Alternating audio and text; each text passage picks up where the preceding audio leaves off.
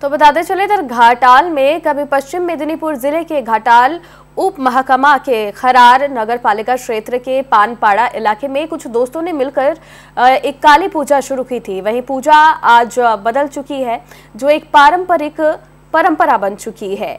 ये पूजा अब 200 साल से भी अधिक समय से चली आ रही है। खरार के बैनर्जी परिवार की ये पूजा इस वर्ष 215वें वर्ष में प्रवेश कर रही है।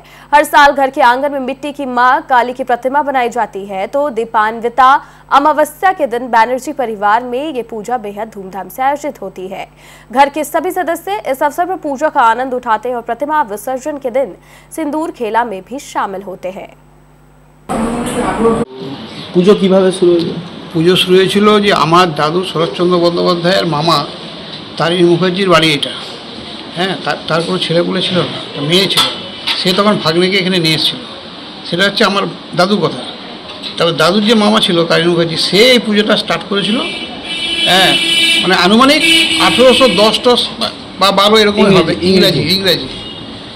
কীভাবে হয়েছিল না, আগে শুনেছি আর কি আমাদের সিনিয়রদের মুখে যে আগে নাকি সব প্রত্যেকের বাড়ির লোকেরা মানে তাদের সব ছেলেরা সব গরু চড়াতো। গরুকে মাঠে ছেড়ে দিয়ে ওরা সব বসে বসে আড্ডা মারতো, গান করতো, আর গরু সারাদিন ধরে ঘাস খাচ্ছে। সেরকমই গরু চড়াতে ওরা বন্ধুরা ঠিক করলো যে আমরা কালী পুজো করবো।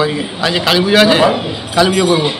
বললো তাহলে কী করে কালী পুজো করবি? বল তুই তো ঠাকুর তৈরি করতে পারিস, তুই ঠাকুর তৈরি করবে।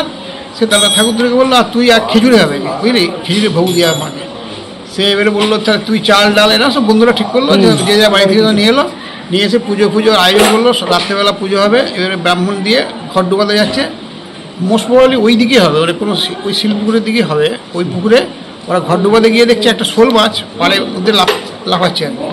তখন ওদের মধ্যে একজন বললো যে শোল মাছটা ধরে ফেলা, ধরে এটাকে আজকে পুড়িয়ে মাকে দিয়ে দেবো, মা কালীকে। মা কালী খায়, মাছ খায়, তো তা পুড়িয়ে দিয়ে দেবো বলতে ওরা পুড়িয়ে মা কালীকে